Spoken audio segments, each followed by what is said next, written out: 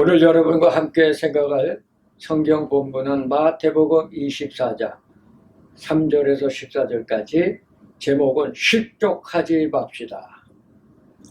오늘의 시대는 두 가지 안목에서 본다면 한 가지는 일반화된 세계관이라고 하고 또 하나는 성경적인 세계관에 대해서 잠시 언급하고 오늘 말씀을 함께 나누겠습니다.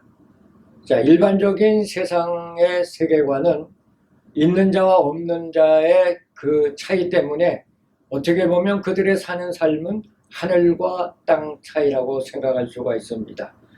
있는 자는 더 가지려고 힘쓰고 없는 자는 또 있기 위해서 안간힘을 다 쓰는 그런 세상입니다.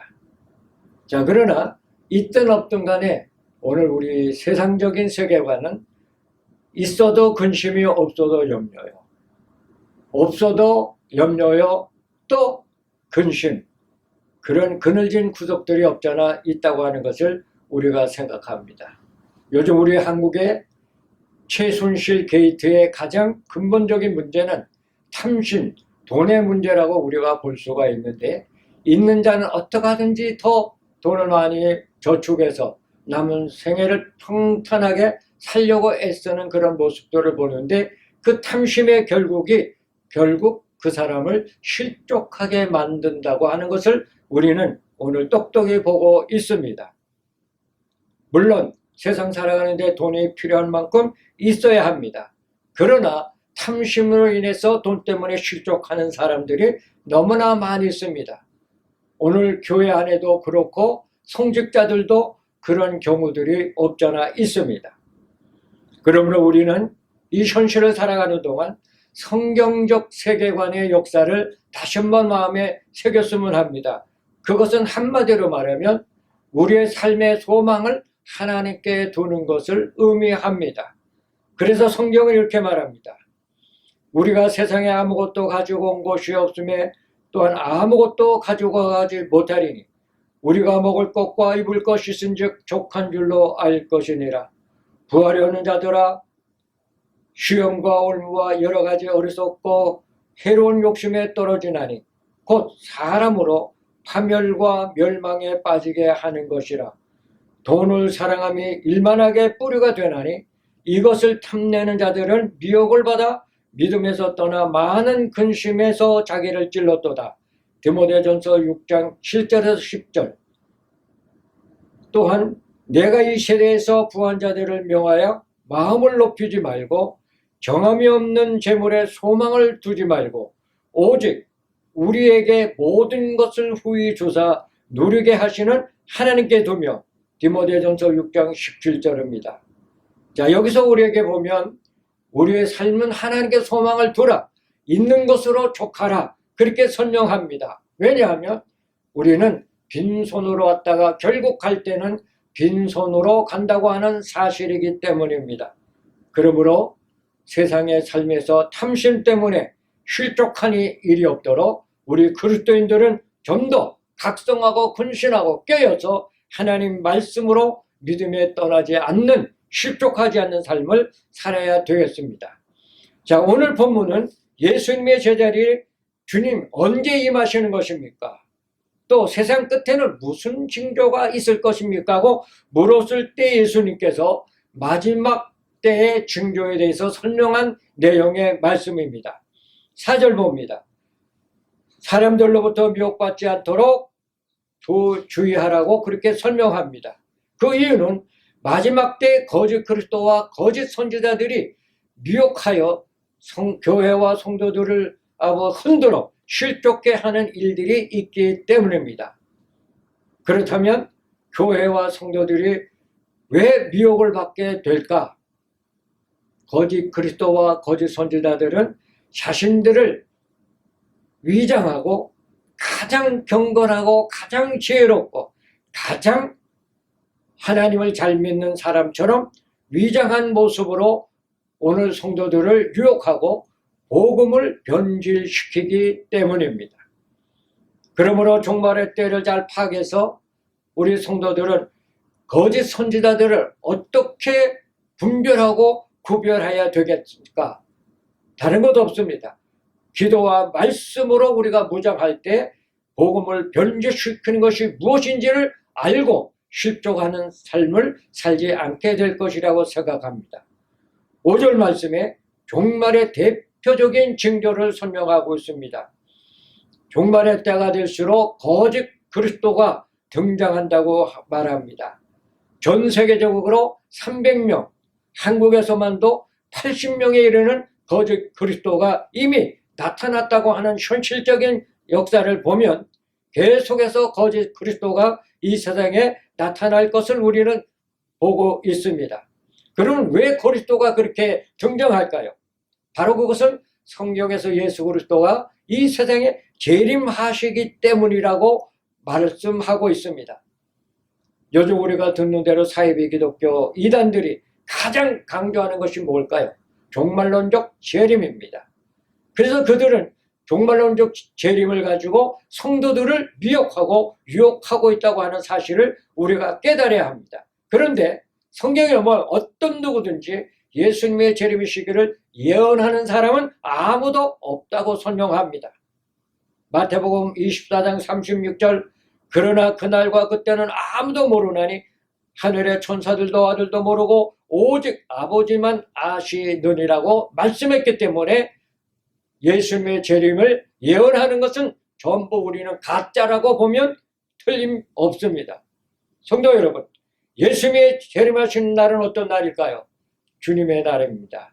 심판의 날입니다.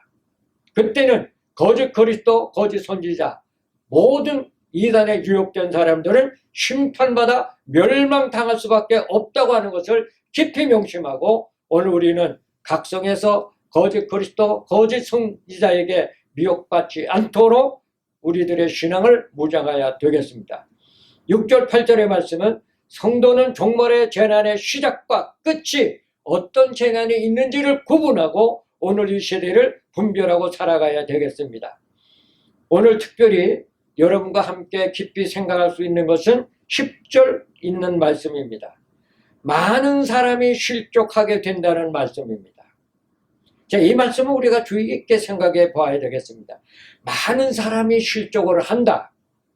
그럼 많은 사람이 실족한다? 결국 누구를 지칭할까요? 그 답이 11절과 12절에 있습니다. 11절 봅니다. 거짓 선지자에게 많은 사람들을 미혹하겠고 12절에서 불법이 성함으로 많은 사람이 사랑이 식어지리라 그렇게 말씀합니다. 그렇다면 거짓 선지자에게 미혹되는 사람은 누구며 불법이 성함으로 사랑이 식어진 사람은 누구일까요? 이것은 바로 우리 그리스도인들을 의미하고 있다는 말씀입니다.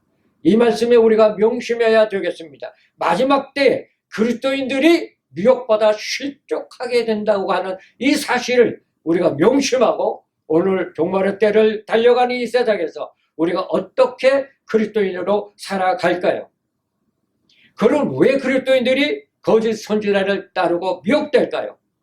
그것은 잘못된 종말론에 귀를 기울이기 때문입니다. 성령의 인도하심과 역사하심을 부인하고 악령에 사로잡히기 때문입니다. 여기 사랑이 식어진다고 하는 것은 아가페 사랑을 뜻하는 겁니다. 이 사랑은 하나님께서 세상을 이처럼 사랑하사 독생자를 주셨으니 누구든지 그를 믿는 자마다 멸망치 않는다고 하는 무조건적 희생적 헌신적 사랑입니다. 근데 이 아가페 사랑이 식어진다는 것입니다. 자, 그러니까 종말의 때에 이 희생적 사랑이 식어지면 사람들이 어떻게 될까요? 자기만 사랑하는 이기적 사랑으로 변하게 된다고 하는 말입니다. 그러면 이기적 사랑은 어떤 걸까요? 디모데후서 3장 2절 4절에 자기를 사랑하며 돈을 사랑하며 쾌락 사랑하기를 하나님 사랑하는 것보다 더 한다고 말씀하는 것입니다. 자, 아가페 사랑이 식어지는 때가 종말의 때라고 하는 것 기억하고 우리 그리스도인들이 오늘날 이 아가페 사랑에 대해서 좀 더 깊이 생각하고 이 사랑에 의해서 우리의 신앙을 세워나가야 되겠습니다.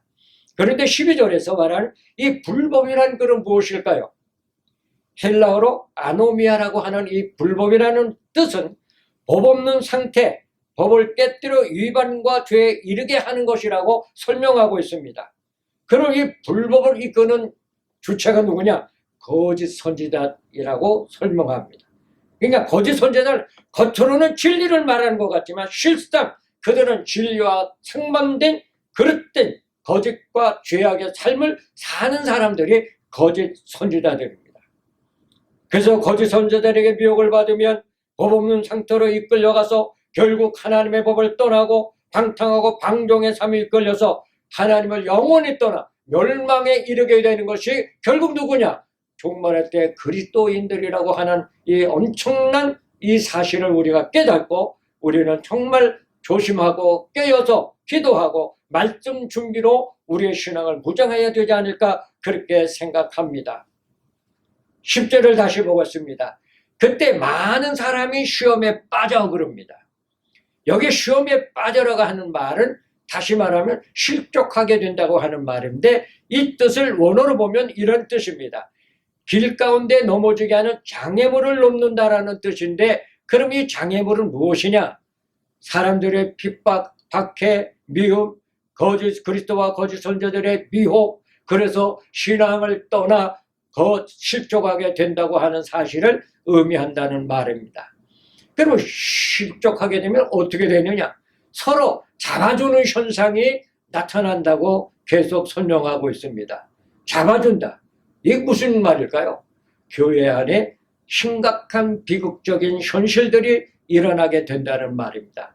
그동안 함께 신앙생활했던 동료들이 배반하고 배신해서 교회에 큰 상처를 일으키게 된다고 하는 사실입니다.